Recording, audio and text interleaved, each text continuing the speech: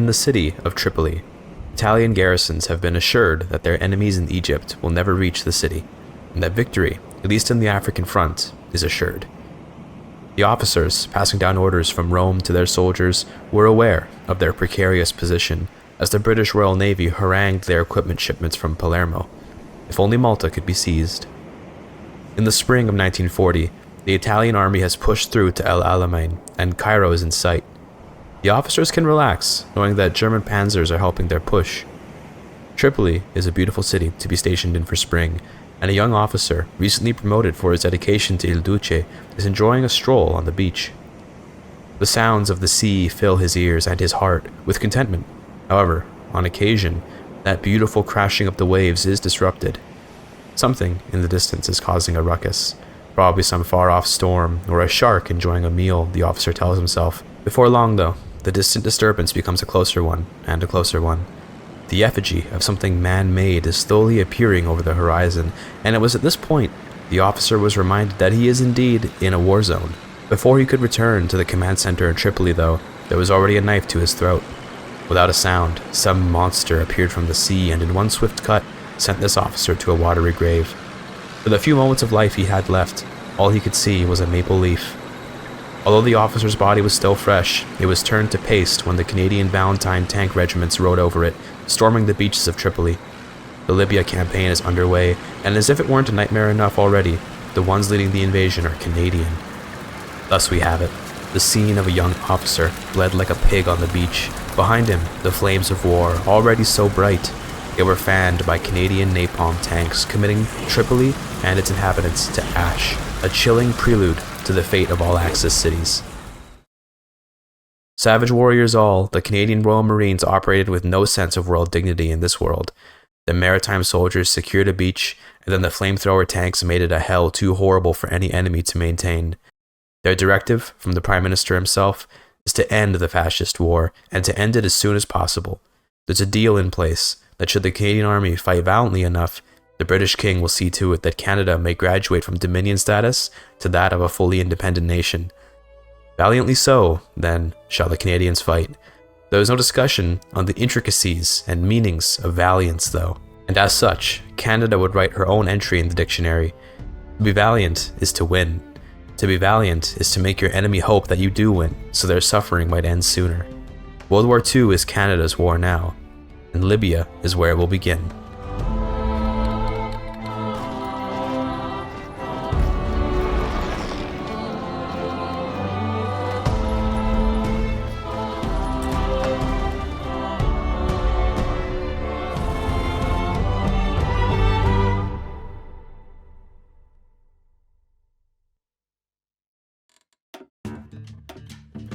I'm not very good at Hearts of Iron 4. Well, okay, I'm alright at the game. I've been getting better, but pretty much all of my experience with it is from a long gone era. I got into HOI4 for about 200 hours around when Arms Against Tyranny came out, which was in October of 2023. I played for a couple months and then moved on. To be honest with you, I didn't learn much because I wasn't interested in learning much. I enjoyed the focus trees, and as such my success was basically completely tied to the power of the focus tree that any given nation had. With about a year and a half since my last HOI4 foray, I'm entering a new HOI4 phase, but this time, I want to do it right. And when I say do it right, I mean that I'm not just going to copy some build or follow a guide step by step, but instead, try to understand how the game works by just playing it and watching numbers interact. Specifically, I'm going to be doing that as Canada, which is a nation I have now extensively played simply because, well, I am Canadian, eh? It's also because Canada has a very simple focus tree. I get intimidated by the complexity of most nations, and focuses add a lot of variables to the already complicated game. I'd rather focus on things like division templates, production costs, opportunity cost, and timing. So, my goal for this video? To document my progress as Canada, starting from an inconsequential member of the Allies to a complete carry and the most important member of the Alliance. In terms of what that actually means, numerically, I don't really know, but for now, let's set the bar at 50% more participation by the time the Axis capitulates, and if that proves to be impossible, we can reduce the bar. One perspective on Hearts of Iron I think we rarely see is that of the courageous new player that's willing to get flamed in the comments for being terrible at the game, but who also is interested in learning it. Obviously, I do not represent every new player, but I want this video to stand as a look at the way a person who is relatively unfamiliar with HOI4 might look at the game. This video will be organized into chapters, with each one being an overview of what I want to achieve in the run, my game plan for achieving it, and then a look at how it went and what I learned. This means this video will likely be very long. I'm writing this intro before having actually done the playthrough, so I have no idea how many playthroughs I'll end up having to go through. Regardless, let's not waste any more time and start with run 0. That is to say, we'll consider what I already know about Canada and what I've accomplished with them in the past. Before considering this project, I actually already made a Canada video on my channel, which was me dipping my toes into HOI4 content with an emphasis on keeping things noob friendly. The goal of that video was to try and be a meaningful contributor to the Allied effort and to come out of it with something of value. I'd rather not totally rehash that run when it's already been documented, and I didn't have the mindset of more active learning at that time. To summarize it for you, I did a medium tank oriented build assisted by Marines so that I could essentially make a beachhead with the Marines and then put the tanks on the front line to blitz through the enemy. What it ended up being was basically my tanks floundering in bad terrain, as I chose to make Italy the main focus of my war effort. Tanks don't do well in bad terrain, I then learned, and as a result, the strength of my build was wasted against Italian mountaineers in their native terrain. That isn't to say that the war was not won, as Canada came away from that war with all of Italy as a puppet and an occupation zone in Austria and Bavaria, but it certainly wasn't the great contribution I had hoped for. This attempt taught me to really consider terrain, and to consider that as Canada, I can't reasonably build an all-terrain army, and that if I can't do that, I should only target the places where my army can thrive. My medium tanks and Marines would have been great for a D-Day landing, and I was clued into this by how successful my tanks were in North Africa, which I had basically secured entirely myself when the Allies were pushed entirely out of Egypt. So that's lesson 1. Terrain penalties, paired with a small industry, necessitate specialization. You should talk a little bit about the fact that, yes, on account of having played for like 200 hours already, I do know a lot about the most basic mechanics. I understand the importance of supply. I understand the difference between soft attack and hard attack and its relationship with hardness. I understand armor and piercing, and I kind of get combat width, but I certainly haven't memorized all the combat widths of each terrain type. The stuff I don't understand very well is naval warfare and air combat, so I'll have to figure that stuff out eventually.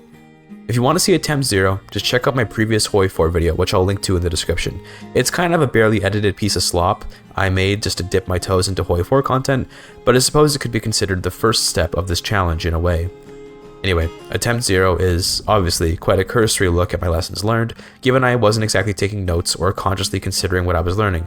However, with Attempt 1, I'm going to much more deeply outline the goals and outcomes of the run. For the first dedicated lesson learning experience of this Canada campaign, I'm certainly not intending to achieve 50% war participation. One issue I run into in every run is failing to have fully equipped divisions that are trained and ready for war by the time Poland is invaded in 1939, and this isn't for a lack of trying. It's because I currently lack a good understanding of how production cost translates to time. That is to say, I tend to reach 1939 with a stockpile of a few thousand guns and a shortage of some 100 tanks.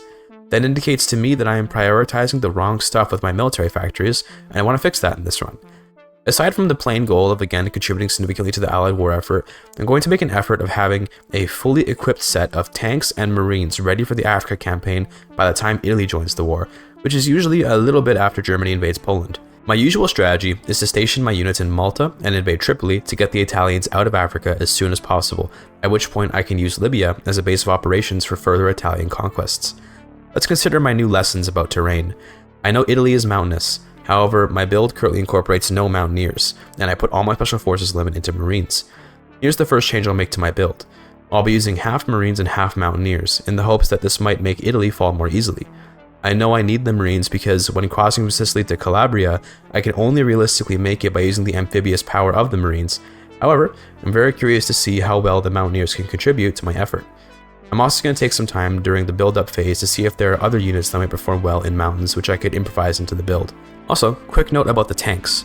I used mediums before, and that was because Canada's Mayo is for mediums. Reasonable, right? Well, Canada's focus tree features a huge tech bonus for what the flavor text says is a medium tank, the Valentine. However, it actually gives a bonus for light tanks. That means I'll be transitioning the build to a light tank build where we rush for the 1941 light tank chassis using the Valentine tank focus. So that's the plan. Let's do it. The start for Canada is going to be about the same on every attempt, which is to say we'll be taking most of the same focuses and same technologies. If I want to one day turn this into a world conquest, I'll probably have to go either communist or fascist, but we'll get there when we get there. For now, we're going down a path of loyalty to the Allies and earning independence with war contribution.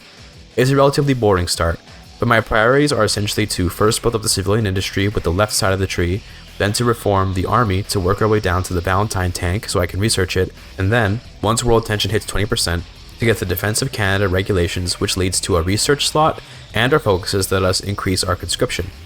Most of the conscription-oriented focuses can't be used until you're at war, which means my army will remain pretty small until then, but like I outlined before, the goal for this attempt is to have a fully equipped and trained force ready to take Africa right when Italy joins the war, and since Italy doesn't join right away, that does give us some time to get our conscription up before our deadline. For construction, I'm starting with infrastructure, then making civilian factories. Infrastructure is surprisingly important for Canada because once we complete our resource-oriented focuses, we'll need that infrastructure to get enough resources for our booming economy. I'll be making military factories around the same time that I get those resource focuses, since I don't want to massively ramp up construction at a time when I don't have the steel to make use of it. For our initial handful of military factories, I'm just going to stockpile some artillery, trucks, and support equipment, since I know I'll be needing that stuff.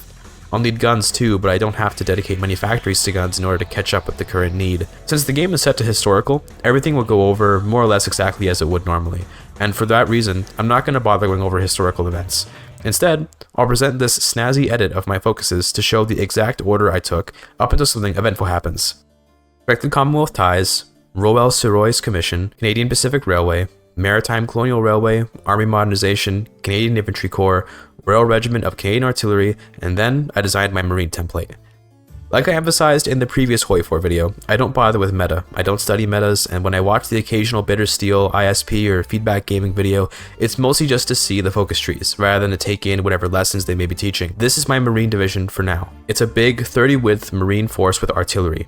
I'm going to be replacing the engineers with pioneers later, and I'll be adding a light flame tank company to this template once I unlock them, but otherwise this is it. The purpose of this unit is to take ports via amphibious landings and to cross rivers. That is it.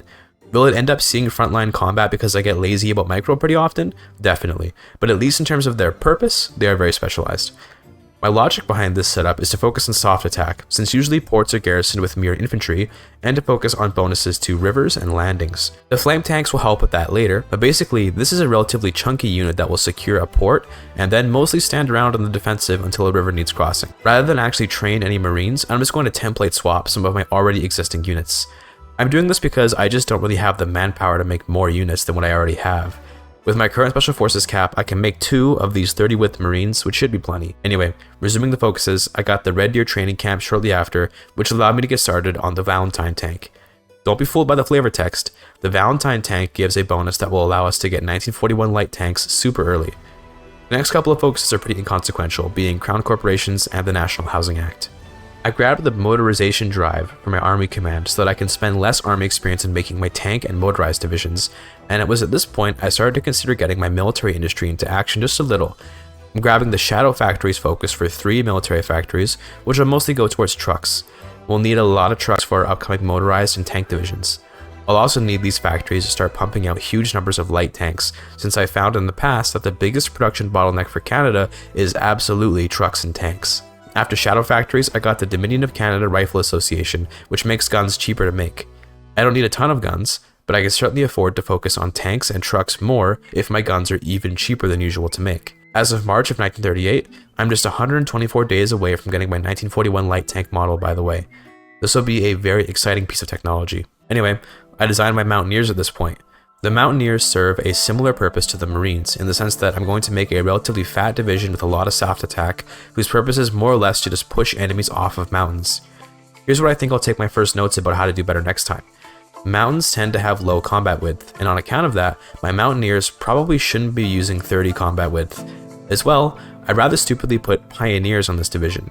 Pioneers are better with rivers and naval landings, but Engineers would have given me better terrain bonuses in hills and mountains. At the end of the day, it's a minor difference, but one which could be important for dealing with the Italians and their mountains. To help me get through my Marine doctrines, I started training my Navy in May, since it gives naval experience. I need to do this because my Marines are currently using up all my Special Forces limit, so I can't even put down any Mountaineers. One of the Special Force doctrines for Marines reduces their Special Force limit cost, so I'll get that, and I'll also hire Frederick M.W. Harvey, who will boost up my Special Forces while also giving me more limit. It's time for the Defense of Canada regulations, which will lead me to a new research slot.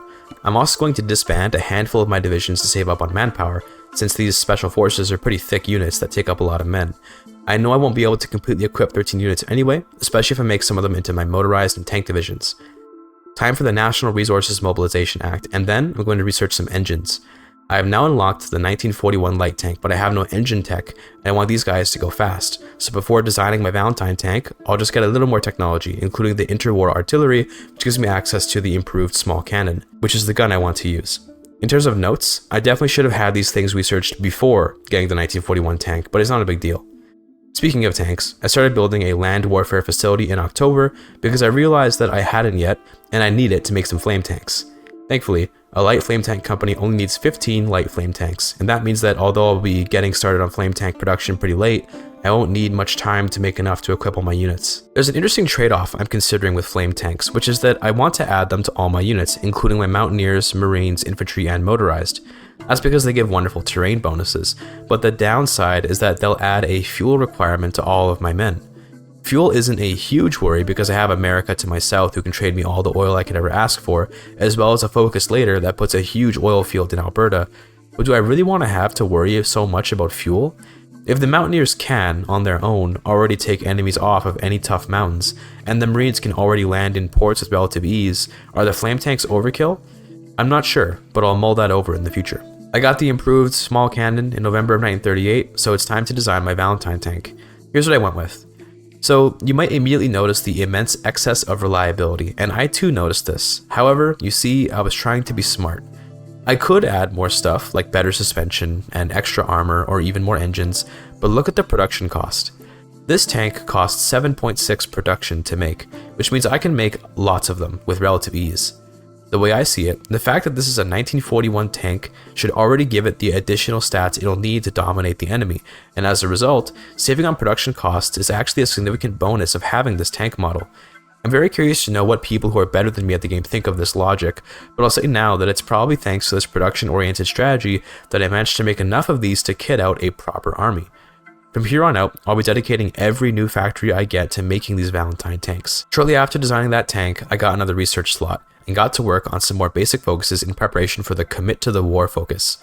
I'm grabbing Mine the Shield because it'll give me the steel I'll soon need to make my tanks, alongside just a little bit of chromium. I'm not using the chromium for anything right now, but it might get traded away and provide me some civilian factories.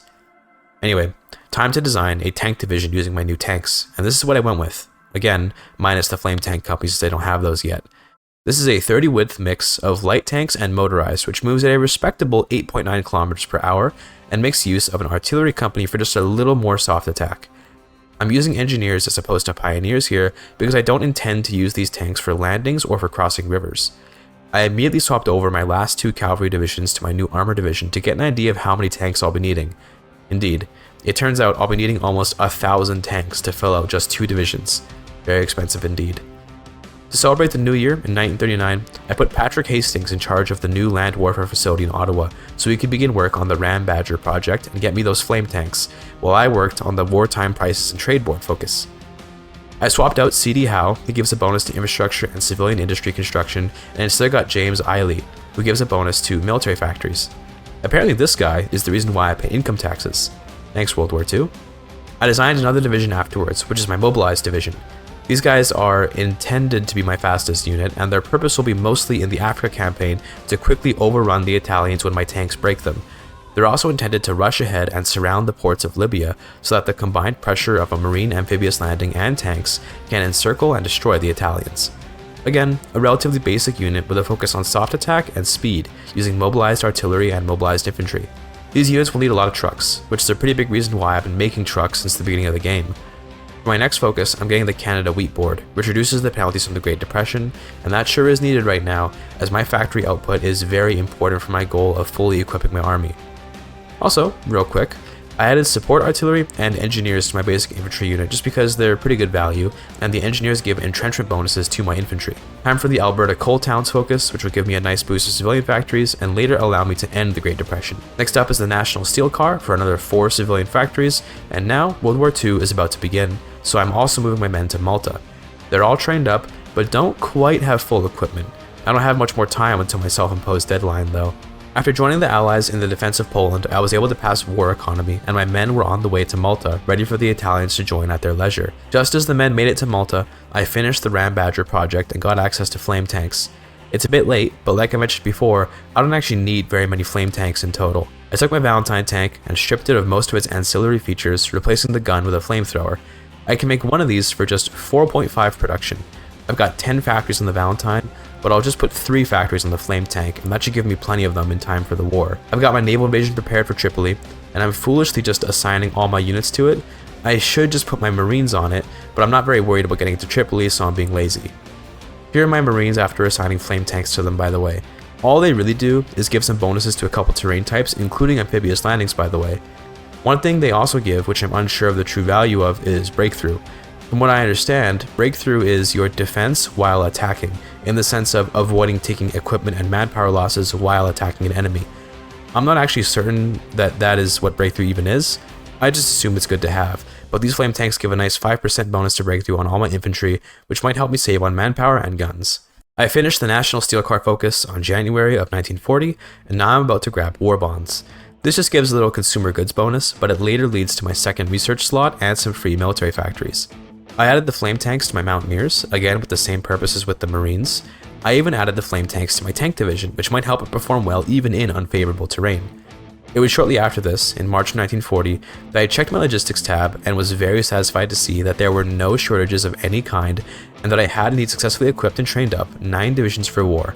I've got 2 Marines, 1 Mountaineer, 1 motorized, 2 tanks, and 3 basic infantry units, and I'm ready to take Africa by storm. Italy joined the war, and I began my naval landing. The Marines ended up landing a few tiles over rather than leading the landing into Tripoli, which is entirely my own fault, to be clear, but it ended up not mattering because I just right-clicked everyone onto Tripoli and the port quickly fell. I set my general, Bert Hofmeister, to aggressive, drew an arrow to the edge of Egypt, and hit go. France capitulated soon after, of course, which let me slaughter what Italians were left in the Tunis-Libya border, as they'd been cut off from supply in Tripoli, and left with no ports in French North Africa to replace it. That includes a tank division and some camels and infantry. So far I've taken 3,000 losses to inflict over 40,000 on the Italians. That's a pretty good ratio, but we're just getting started. Using the speed of my light tanks, I wrapped around most of the North African divisions in the middle of Libya and inflicted a devastating encirclement on them, taking down another 5 divisions before resuming the push east.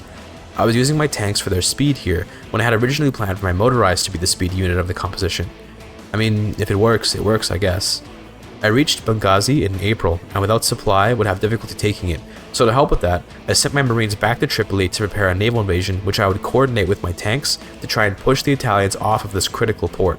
Another answer could have been to just build a port nearby to supply my troops, but this feels more strategically epic to do. The Marine got intercepted on the way to Benghazi, but the British Navy protected them, and they got through unscathed. I went in with the units I had on Benghazi and used force attack to deal extra damage and prevent my units from giving up because of organization issues from a lack of supply. Turns out, I probably didn't even need the Marines because with force attack, my low supply units just pushed the Italians out of the port anyway. I wanted to feel smart and do a cool pincer attack by land and sea, okay? With the supply provided by Benghazi, we continued the push to Tobruk, overrunning a handful of Italians and encircling the remaining ones. Finally, the tanks pushed to El Alamein, where the British had already trapped the remaining North African Italian divisions. Together, we eliminated them, and then Bert Hofmeister's army returned to Tripoli to prepare for the Sicilian campaign. Okay, so notes so far. Wow, that went super well.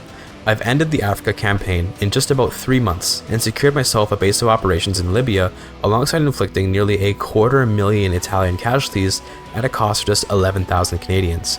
I have 21% war participation as a British Dominion in July of 1940. Now, that participation won't last because once the Soviets and Americans get involved, I'm sure my participation will be massively diluted, but hey man, I'm proud of this initial showing. This is a massive improvement for Attempt 0 when I lost a tank division in Libya and floundered for about a year in Africa. Anyway, I got a pretty nice focus next, the Bits and Pieces program, which gives production efficiency growth and factory output. Stacking factory output feels kind of super good. because it's effectively a military factory multiplier, in the sense that a 5% output bonus may as well be +1 military factory per 20 military factories. Do you see what I mean? In terms of my stockpile, by the way, I have a slight gun shortage, but by the time my naval invasion of Sicily is ready to execute, that shortage will be solved. Landing in Palermo is easy on account of the Italians just not garrisoning it very well, so once again, despite not leading with my Marines whose entire purpose is to grab ports, I have landed in Sicily and will now take the whole island in a few days. We made it to Messina, and we're faced with the famous crossing at Reggio Calabria. It's never easy to cross this strait, and that remains so for this playthrough as well. I actually very nearly used the power of Blitzkrieg to force my way across in October, where the units I was fighting had almost no organization. However, the Italians did manage to reinforce with fresh, organized units, and as such, my force attack was not enough to get across. I'm now facing one of the main weaknesses of my build, which is that my enemy has total and complete air superiority, and I don't have a single piece of anti-air to help against it, nor are my allies sending any planes over to help. It's not all negative though. At least the Italians are foolishly wasting their men on trying to attack me across the strait. Sure, I almost was able to cross because they had no organization earlier, but these Italians have a snowball's chance in hell of crossing against me with my full organization and the defensive strait crossing. I decided to try out the old amphibious invasion plus support move from Libya, hopefully to better effect this time, as I put my 2 Marines on a naval invasion. Things seemed to be going okay, but again we couldn't quite crack the Calabria crossing. This was irksome to me, as I was really hoping these Marines would let me break in. The problem is that Reggio Calabria is both a strait crossing and a mountain, so rather hilariously, my mountaineers have better stats crossing the strait into the mountains than my Marines have taking an amphibious landing. Something to consider could be a unit of mixed Marines and mountaineers in the future who exclusively are used for taking this particular tile and nothing else. Definitely going to enter that into my notes. Examining the numbers in December of 1940, we can see that my Marines are getting their attack halved by the mountains, while peering downwards, the Mountaineers actually have nearly double the attack of the Marines, likely because the negative to a strait crossing isn't as penalizing as the mountains are to the Marines, especially thanks to the flame tank companies who are providing a bonus to crossing the strait. Maybe the strategy would be a mixed Mountaineer Marine unit with Pioneers and flame tanks. That unit could probably destroy any mountain or river with ease, right? Rather than meaninglessly bash my head against that crossing, I went for an alternative. How about a landing in Napoli, followed by a rush to the south to get behind the mountain in Calabria, at which point we can attack from behind and from across the strait at the same time. I'll leave my 3 basic infantry units to hold the strait, while everyone else prepares to go to Napoli. We landed in Napoli nearly uncontested, and then I quickly sent my tanks and motorized to mop up southern Italy, while the Marines and Mountaineers held the front line from the north. Unfortunately though, it turns out there were some very scary German panzers here, and they were not willing to die in Italy to the incompetence of Mussolini. I was able to secure the port of Taranto with my tank division, but I simply don't have enough divisions to reasonably contain the situation. The encirclement I thought I had on the Italo-German forces here quickly fell apart, and soon I found myself counter-encircled. On the plus side, we did take Reggio Calabria, but it cost many lives, as the tanks, Marines, and Mountaineers were killed in the isolated ports of Italy. Those men will be remembered for their critical role in the seizure of Reggio Calabria, and their replacements will be trained as soon as possible. I'd like to add here that I later learned you can just tell a unit to abandon a port and they'll escape without being destroyed, so those deaths were entirely my own fault, except the Mountaineers in Foggia, who were truly encircled and doomed to death. Regardless, it'll take time to retrain those men, so now we'll just sit in Italy for a bit, I guess. This will definitely slow down my Blitz campaign to take Italy, but in the meantime, maybe Germany will foolishly go to war with the Soviets or something. I will say that taking control of Sicily and the strait crossing is indeed a huge gain for the war, as taking that strait is normally very difficult. I also earned my autonomy from that little campaign, and as such we have become the nation of Canada, no longer a mere dominion, in April of 1941. For context, this historic moment did not happen in real life until 1982, when Canada enacted the Constitution Act, drafting its own constitution and formally ending the dominionship. We also ended the Great Depression around this time, which will be very useful for replacing the lost equipment in the Italy campaign, although I'm finding that I'm not really having any equipment issues. This is probably because Canada's real bottleneck is manpower. We have plenty of industry, and I chose to make more economical tanks. What may have been wise here would be to change my tank to something with a bit more oomph on it, given we are clearly overproducing tanks now, but I didn't think of that, so we're stuck with this super dependable and cheap tank instead of something with more firepower. To help with the Italian Air Force, at least to some extent, I started building up some anti-air guns in Sicily and in Reggio Calabria. Despite only controlling one tile in the state there, I do have control over Calabria, because the city is most of the victory points in the state. Anti-air guns don't do a ton for helping against close air support in combat, but they might passively shoot some planes down and at least make the Italians waste production on replacements for them. To alleviate my manpower problems, I'm going to grab Independent Command, which is a prerequisite to deal with the Quebec conscription problem. I find that it's pretty much always best to just force Quebec's cooperation instead of compromising, because all they do if you force them is occasionally damage a factory, which then gets repaired in like a week. It's much better to have all that manpower, especially as Little Canada. I can also help with manpower by just kindly asking the British Raj for some garrison support, which frees up another 100,000 or so men. Thanks, India. In September, I had a new tank division which I deployed early, and to help it train, I just put it into battle with the meager Italian divisions holding the front in Calabria. Despite German support, my tank did quite well and was able to push past the 3 Italian and German divisions that held the line, allowing me to encircle and wipe them. It's certainly no revenge for my losses, but it was cathartic all the same. I then noticed that there just kind of weren't any Italians around. I don't know why, maybe they were helping on the Soviet front or something, but basically Italy is free, so I pushed forward. I was able to get as far as Rome before any resistance came up, at which point I settled in and waited for Allied support. I don't have a ton of divisions, and the ones I do have are crossing the Atlantic Ocean to get here, so I can't afford to get too aggressive. As well, we once again find ourselves stuck in a massive mountain range, albeit this one is less oppressive than the Calabrian mountains. Rather curiously, my invasion of Italy was aided by the arrival of a Soviet force in Tuscany. Now look, I'm all for help, but Stalin, should you be focusing on the armies barreling towards Moscow? Regardless, I used the distraction provided by the Soviets to push forward to Firenze and then on to Ancona and past the awful mountain range of central Italy. We encircled what forces remained there and gave over the occupation of Italy to the Regno del Sud, which will save me having to spend men on garrisons. Since we're now in some beautiful flat land, I trusted in my tanks to push safely forward, so we continued up to the Po River, holding the critical supply depot of Bologna securely into 1942. This is where the campaign once again slows down, as the mountains separating the Po Valley and Liguria would prove as impenetrable as the Po River itself. It's actually amazing how many units the Axis has to dedicate to holding back my mere 13 divisions. There are at least 30 divisions here, and to be fair to them, there are a handful of allies here and some Soviets, but still, it feels impressive to demand this much attention from the Axis. I spent quite a while trying to cross the Po River and reach Verona, and after a few months of battling, my units did indeed cross the Po in April, which would prove disastrous for the Italian lines. The problem is that as we push further through Italy, we'll eventually reach Yugoslavia and Austria. That front is simply too wide for my army, so further pushes might only see my forces getting brutally counterattacked. From here, I'm going to control the army manually and try to get important ports like Venice by pinning certain armies, which is when you attack them so the units can't move, and then maneuvering a tank around them to get an encirclement. I used this to great effect in Padua on my assault on Venice. I had a marine and a tank pinning the army in Venice, while another tank pushed around towards Trieste. Well, it would have been a good play, if not for the fact that my tank and marine just won in Venice first. In a way, it would have been better to not push the Italians off of Venice right away, because then I could have encircled and destroyed those divisions. Instead, they've been allowed to escape. Oh well, at least I have Venice. Next, I'm going for Milan. I sent my tanks up to the Alps to split the east and west of Italy, and then attacked from multiple sides in Milan. The more angles you attack from, the wider the combat width gets to be, which in essence means that more of my units can pile into battle at once. Milan fell in June of 1942, and I pushed through to Torino, where the flat land of Piedmont let my tanks rush through and wrap around to Genoa. Now it's time to wipe up the Western Front, and then I have to decide whether I want to focus on the Eastern Front, which leads me to Yugoslavia and Austria, or get ready for the invasion of Vichy France. I chose the Eastern Front, but this was kind of a mistake. Unfortunately, either way that I choose, there are mountains in the way, but France would have been a much better option, because after the mountains there's a huge swath of flat land which would be perfect for my tanks.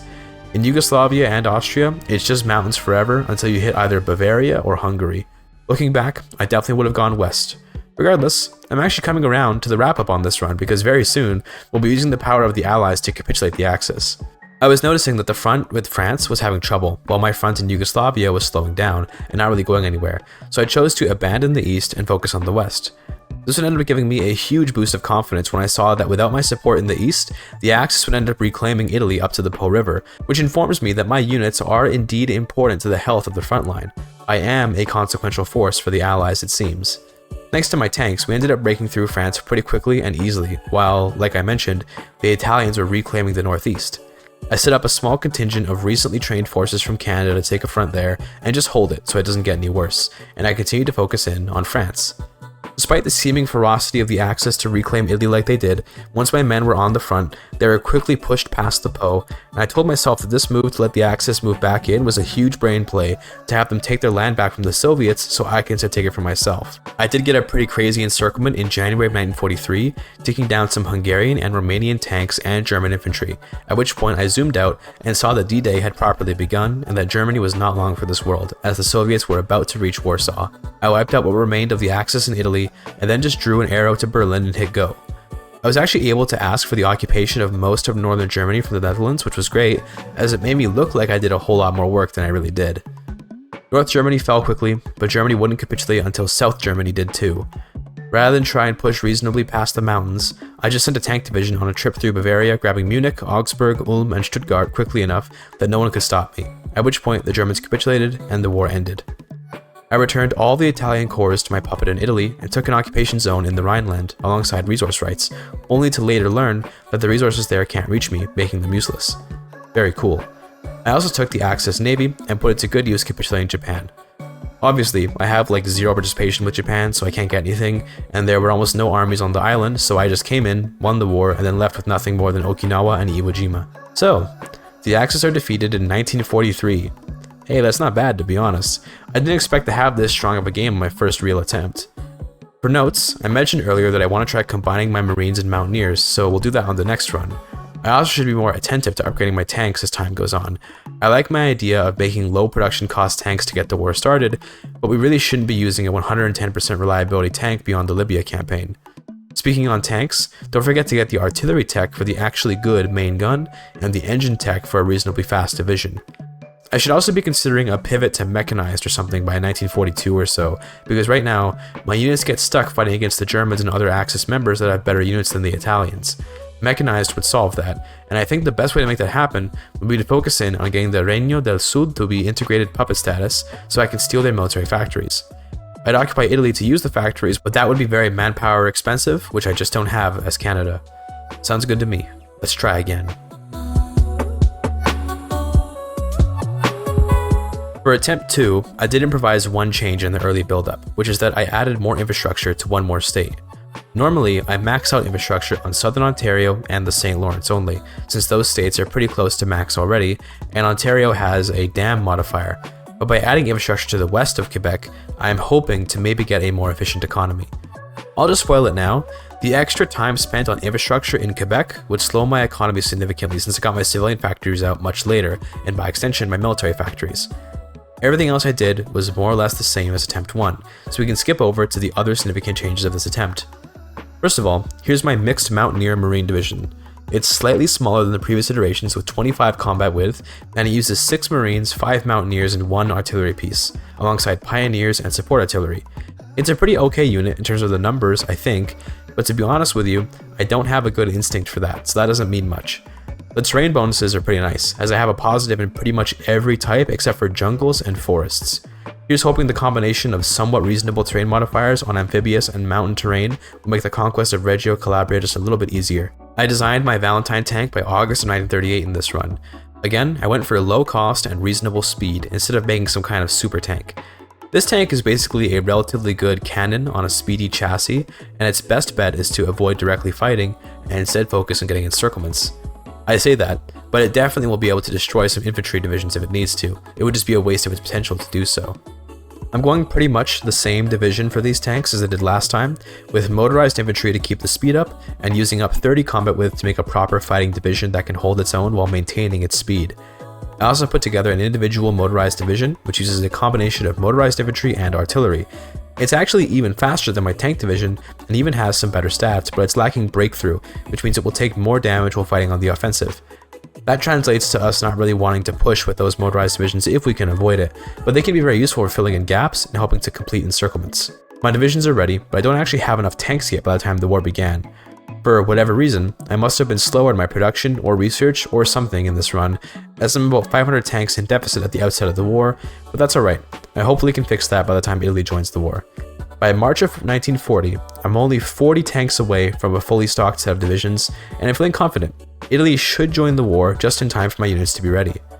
I was able to get 15 surplus light tanks by the time they joined, meaning I have once again succeeded in my production goals for the campaign. I'm really happy about that, because it means I'm getting a better idea in my head of translating factory count to actual equipment on the field over time.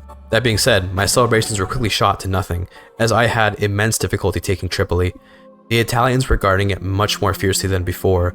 At least I was able to actually take it, and without losing any divisions, although it cost me more equipment and manpower than I'd have liked. I ran into supply issues about halfway to Tobruk, which I think is because I wasn't pushing aggressively enough.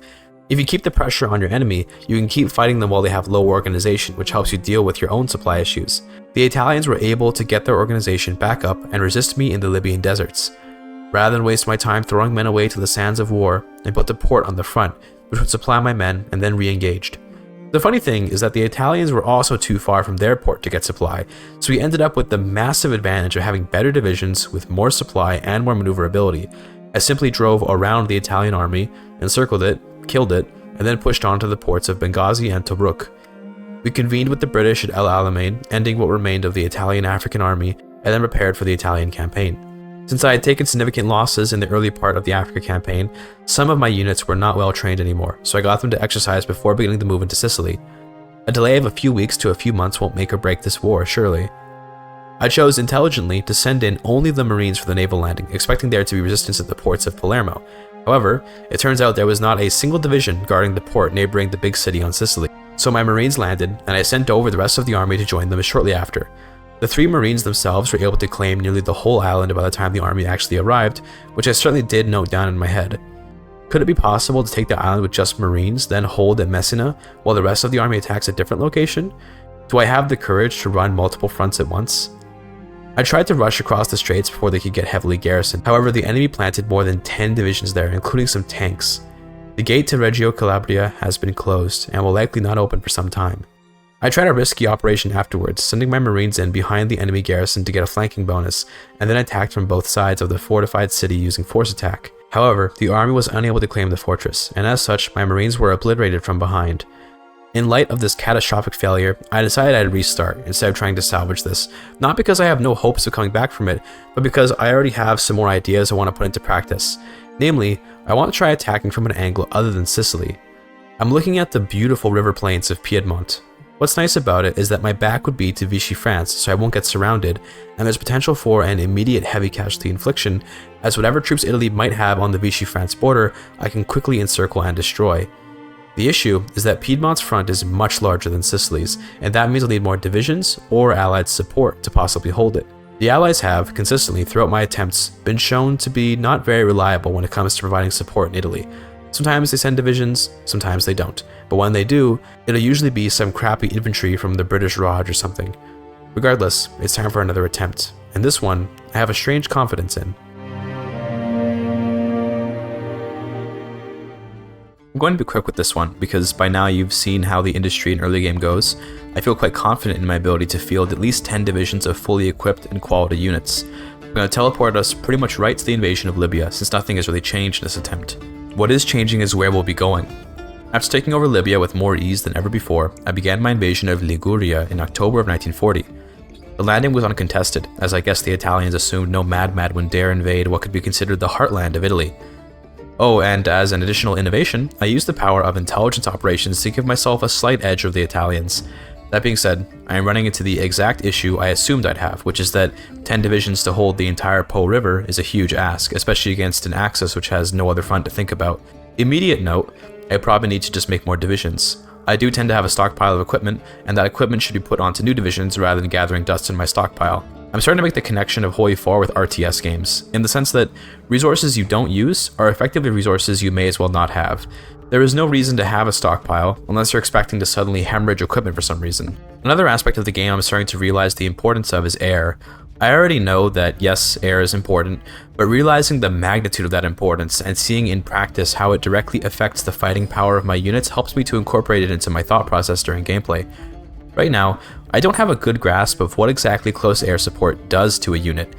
If a piece of cast does 20 damage to a unit, for example, does that mean it has destroyed 20 pieces of equipment? If so, what equipment? Does that mean 20% of its equipment? Does that mean 20 manpower? Does it mean 20 organization? Depending on which of these options it is, the air theater is either very important or inconsequential. I get the feeling it's more on the important side though. Regardless, I was feeling the Axis pressure on my front as I drew a fallback line to a lesser branch of the Po River and tried to hold on to Torino and my ports in Liguria. I found myself quite able to hold this line, and I was enjoying that the out-of-supply Axis troops were trying to cross the river against me and taking huge losses. Inflicting casualties is an important part of gaining war participation, which ultimately is the entire goal of this little exercise. Through these constant Axis attacks, I earned my freedom from Britain in February of 1941, which I believe is the earliest I've ever gotten it. Feels good to be improving, not gonna lie. Looking at the air battle, I can see that the Axis have over 1,000 fighters in the sky, but less than 100 close air support planes, so they've got air superiority, but they're not really using it for anything, unless air superiority gives a bonus all on its own.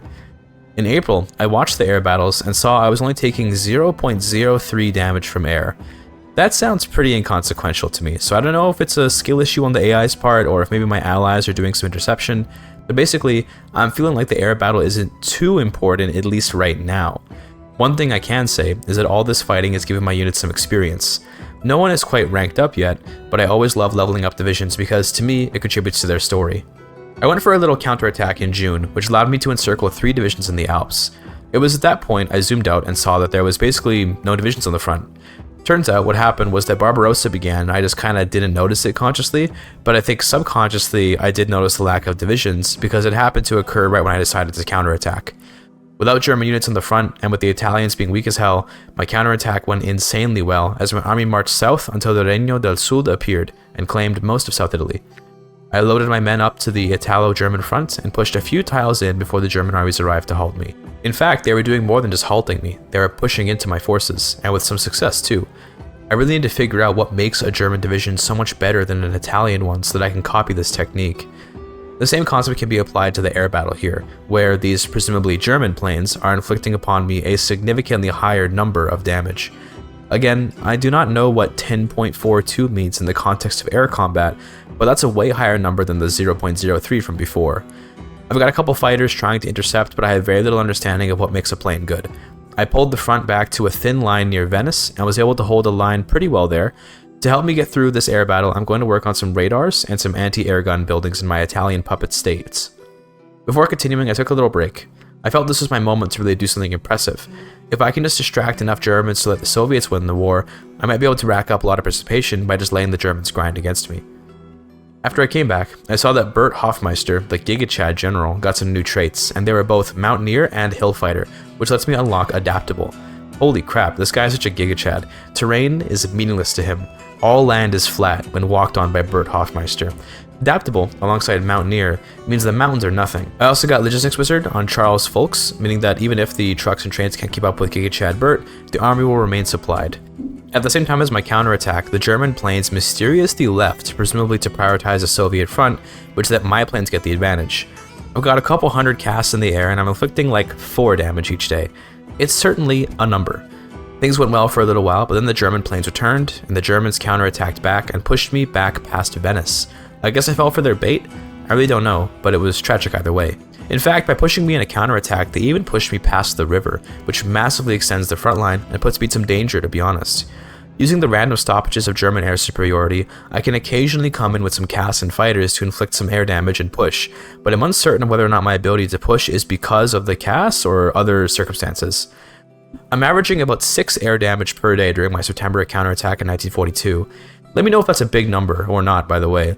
The counterattack is slow on account of the river crossing, and we can see the advantage of Bert Hofmeister's traits, as my front is actually pushing through the Alps with more success than along the river. I reclaimed Venice, again, just after Christmas Day, and with that, we pushed into the flatlands of Yugoslavia and Hungary.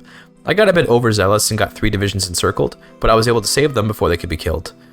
My goal here is to capitulate Hungary real quick, to remove a lot of the planes from the sky, and then to refocus on Germany, so I set up a small front in Hungary to focus my men and began to push to Budapest, which is proving quite difficult, to be honest. We've got no supply, so I'm trying to build some railways to help out, which is taking time and slowing my push down quite a bit. My men have mostly piled up on the Danube by April of 1943, however my assault on Hungary would likely prove to be mostly inconsequential, as the Allies were conducting several naval invasions in the Netherlands and France, while the Soviets were racing along the Baltic coast to the heart of Germany, having already taken Königsberg. By August, that Soviet offensive has reached deeply into Pomerania, and despite the Germans having made significant progress into Belarus and Ukraine, the Soviets have surely inflicted a worse wound on the Germans by approaching the Berlin countryside. Berlin fell on August 14th at midnight. We all know, though, that the Germans will not simply give up the war. In less important news, Budapest also fell on August 20th to Canadian forces, and I also finally realized I really should make more divisions, and deployed 9 more of my basic infantry units to assist the front line. Oh hey, I encircled 5 more divisions along the Danube. I feel proud of myself. Despite having contributed basically nothing to the Allied landing in northwestern Germany, I asked the Dutch for some occupation, which they handed over. I then rode to Kolozsvár, capitulating Hungary. The war is basically over now. To celebrate, I'll be turning Italy into an integrated puppet, and I'll just march my men through whatever remains of the German lines. The Germans celebrated the new year by announcing their capitulation, and thus, in January 1944, the Axis has been defeated. I secured 14% war participation. That's certainly not nothing for a nation like Canada, but it's also nothing close to my theoretical 50% goal. The question is arising now, with regards to how possible it is to actually get 50% participation. Can it really be done? I'm willing to try one more attempt where we earnestly go over 50% before changing the bar of the challenge. Oh, for the peace deal, I guess I'll be giving Italy back its cores, and I'm directly conquering Austria and Hungary. Well, most of Austria and Hungary. Some of Hungary and some of Austria got away from me. I will not be pursuing Japan this run, as I'm looking to try again with renewed vigor and focus. I say that, but I ended up taking a break from playing Canada for a few days because I wanted to try something different. In terms of notes, I'm thinking my current build and strategy is pretty good, but I need to get more divisions out, and I should start using planes. Considering I tend to have a nice stockpile of guns by the time Italy joins the war, I think I can probably get out some basic infantry division just to cover the front for me, and then I should incorporate an occasional stockpile check into my game considerations, so I get an idea of if I have enough tanks and trucks to maybe spit out another tank or motorized division when possible. I also am going to commit at least some of my industries to planes, but they'll be a low priority. I also should not neglect to check in on my generals and give them traits when possible. I only was reminded to give Bert his adaptable trait because when I took my break and reloaded the game, his portrait had that little plus in it that told me he'd get a new trait. I'm also going to move the 50% participation bar down to 25%, since yeah, 50% is seeming very unlikely.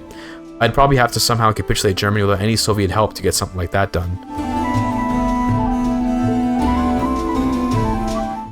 In continuing with my ever-increasing knowledge of the Canadian build-up, I decided to improvise a little bit more this attempt. I'm going to try preparing for a switch to something better than light tanks down the road.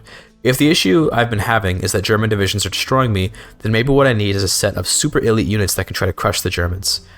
Given that I'm improvising this, I'm not going to act like I have some kind of genius plan, but I'm thinking maybe we implement some medium tanks and some mechanized units later on, once we have better conscription laws. Considering how well my light tanks and motorized do against the Italians, it feels reasonable to keep them for the early part of the campaign, and to try and minimize my equipment losses by taking smart battles.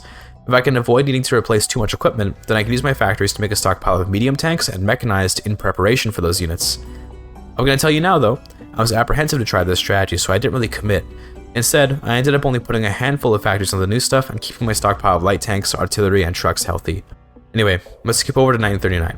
By May of that year, I've got my tank production up and running, and I'm hoping to have all my equipment ready for war, as usual. In this run, I did pretty poorly, and wasn't at all prepared for the invasion of Libya by the time Italy joined. I think I know the culprit too. I've been looking over concentrated and dispersed industry quite a bit, and in my early runs, I was always taking dispersed industry, because I have just mostly always been told it's better. Lately though, I've been thinking to take concentrated industry, with the logic that I don't really change my production lines very much. What I'm realizing though, is that with dispersed industry, I can get production efficiency on my production lines way faster, and as a result, I usually have more stuff by the time the war begins. My takeaway from my experience here as Canada is that if you're playing a nation which has to build up its industry, it's worthwhile to consider that having the baseline production efficiency provided by dispersed industry will mean I can start making new stuff a lot faster. All I'm losing is a little bit of factory output, but is 5% more output per tech worth more than a 5% bonus to baseline production efficiency? I think not, based on my experiences. Regardless, I began my invasion of Tripoli in May of 1940, a little bit later than usual. On the brighter side, the invasion went well, and I quickly overwhelmed the Italians. Benghazi fell in July, followed by Tobruk just 1 month later. The Africa campaign ended there, but turns out the Germans made a landing in Palestine, so we gotta take care of that for the Allies. Normally I'd be scared of the Germans, but most of the units here are just regular infantry, and there aren't even very many of them. The Germans were mopped up, and the British colonies in the Middle East and Africa were secured. Time for a landing in Genoa. I'm still not sure if going from North Italy downwards to Palermo is better than the inverse, but I'm willing to try new stuff still.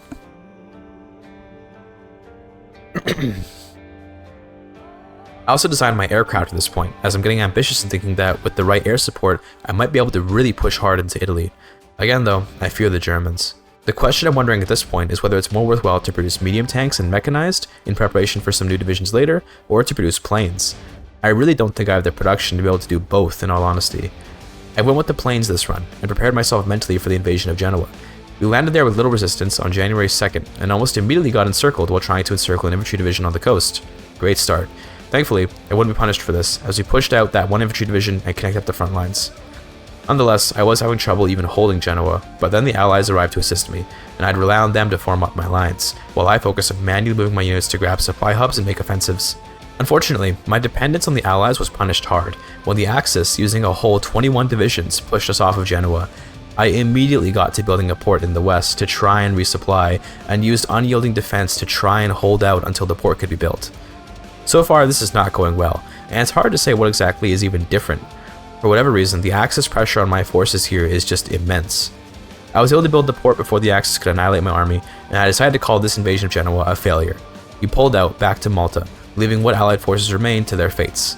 That's a lot of dead men, but better them than my units, of course. Oh hey, I do have 16% participation after that little scuffle, so that's nice. I tend to have a pretty high participation number right at the beginning of the war, and then it falls off hard once the Soviets join the war, which makes total sense, but is nonetheless demoralizing. Shortly after arriving in Malta, the Germans began their invasion of the Soviets, and I decided to invade Palermo. Maybe if I can attack Italy right when the Germans are leaving to focus on their continental foe, I can take advantage to swiftly conquer all of Italy. As usual, my elite marines easily landed in the ports of Sicily, and we marched east across the island hoping to blitz for Reggio Calabria. I was not so lucky to get across the strait before it could be garrisoned, sadly, so instead, I prepared a naval invasion to Taranto. I'm hoping Taranto will be a better target than Napoli because it's a thinner front.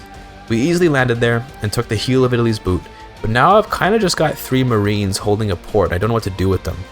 Rather than be stupid and try to push down to Reggio Calabria with the marines, which would almost certainly just get them encircled, I sent my armor and motorized to join them and then pushed out from Taranto. I felt like an absolute genius, as this plan worked beautifully. Some of the armor drove south to help the infantry cross the Sicilian Strait, while the rest of it rode north on the path to Rome to swiftly try and end Italy. By December of 1941, I've got control over almost all of Italy, purely because of my light tanks just rampaging throughout this country. We encountered little resistance, likely because the Germans were busy fighting in Russia. The Italian divisions fold so easily to my tanks, and my Marine Mountaineer combination division is able to push through the mountains and rivers easily. After taking Bologna, Italy collapsed to civil war, and we granted our occupations to the Kingdom of the South. I'm considering in the future if maybe I want to actually keep the occupations, to be honest. We can use the factories, and usually the British Raj are willing to offer me garrison support, so manpower isn't a big deal. After hitting a stalemate at the Po River, I prepared my medium tank design in the hopes that I could relatively quickly pump out enough to get a reasonable set of medium tank divisions that could maybe stand up to the German tanks. I think I probably should have been making these a long time ago, but I insisted on waiting for the advanced medium tank chassis so I could have a modern tank to counter the Panzers. This is the Grizzly tank, and considering how much stuff I still have in my stockpile, I think we can swap most of the factories over to its production. Really wishing I had dispersed industry right about now. I also deployed my planes in the Alpine region, first to train them, then later to use them for close air support to help me cross the Po. The river has always been tough for me to get past, which is partially because of the river itself, but it's also mostly because by the time you get this far north, usually Germany starts putting divisions there, and then the lightning fast push slows to a crawl. Initially, my close air support planes were dealing about 4 points of damage to the enemy, which seems like an okay number. I couldn't tell you if this is because of the planes or because of some other factor, but I was able to slowly claw away a tile here and there from Italy. The nice thing about taking one tile is that once the enemy moves, they lose all their entrenchment, which makes further attacks much easier. Once the line buckled, it fell, and I easily made it to Venice. Maybe it's because of the planes, maybe not, but I was very happy to encircle 16 divisions in May. They're all Italian divisions, so it's not as satisfying as it would be if they were Germans, but I'll take it. I couldn't help but check the casualty numbers after that encirclement, and we can see that as of May of 1942, I've taken 113,000 casualties, while I've caused almost 500,000 Italian casualties. I'm sure I've also inflicted some reasonable numbers on the Germans, but I didn't think to check. General Hofmeister got the Trickster trait around this time, and I gave him the Improvisation Expert trait to go with it. I'm hoping he might also get the Mountaineer trait soon, so we can give him Adaptable. With a general like that, we could probably just march right through the Alps like a Canadian Hannibal. Italy was quite close to capitulation by this point, so to end them, I sent a few units to Sardinia, where their capital was by now, and then I made the executive decision to not bash my head in against the Germans in the Alps. I moved my forces to Portsmouth to prepare my own Canadian D-Day. I'm thinking that my men can be better used in the fields of France than as cannon fodder in the mountains. I'm not sure if this was a good idea or not looking back, as in reality, I do have some Mountaineer Marines that actually may have been pretty well suited to fighting in the Alps, but also I have tanks that can operate well in the plains. Regardless, D-Day began in September of 1942, and we easily landed in Cherbourg. My forces quickly spread out, taking over Brittany and basically grabbing as much land as possible before the Germans could take troops away from the Soviets to get me. We reached the Vichy border quickly, and I was hoping to rush them down to get them out of the war as soon as possible. This is a very long front line, and my grand total of 14 divisions absolutely cannot cover it, so I'm really hoping that my allies will be able to at least not lose too much ground too fast so I could spearhead some attacks in important locations. Luckily, the Allies accompanied my D-Day with one of their own in the Netherlands. That took a lot of pressure off me, and thanks to that, I was able to encircle 10 divisions in South France. I'm not sure if the Vichy French divisions are meant to be strong or weak or what, compared to the Germans, but I found them to be paper thin. Oh, by the way, as usual, my abandonment of Italy did result in basically the near total collapse of my puppets' control over the country, but whatever, we can reclaim it from the West. By the way, this took way too long, but I got my first medium tank division in January of 1943. Amazing. I now have one theoretically powerful tank unit right on time for the Germans to completely collapse against the combined Allied offense. My men eventually ran to the now German-run Maginot Line, and rather than bash my head against it, I just went around it in a beautiful emulation of the same German tactic. Once I got around Maginot, I did try to attack it from both sides, not realizing that until I take Mulheim, it's still supplied. Part of the reason why I was just bashing my head against Maginot was because I wanted more war participation, and getting my own men killed does count, so if it works, it works. At least my Field Marshal Charles Folks became a logistics wizard, although we're now fighting in a very high supply region, the German heartland. We finished off the remaining Maginot Germans around June, and I checked to see that I had only 9% participation. Oh well, that's still pretty good, I guess. Rather than end the war now, I chose to try and grind up more participation by fighting in the Alps against the resurgent Italy that now ruled the north. In so doing, Bert Hoffmeister, resident GIGACHAD of the Canadian Army, got the Mountaineer trait, which in combination with his Hellfighter trait lets him get adaptable. This guy is now the ultimate uneven terrain fighter and will easily roll over the Alps to reclaim Italy, at least I hope he will. Oh yeah, wow, it's insane how easily we're destroying the Italians. It's time to march to Budapest and end this war. The Soviets got there first, so I'll settle for Győr, which I took in September 1943, capitulating Hungary and ending the war.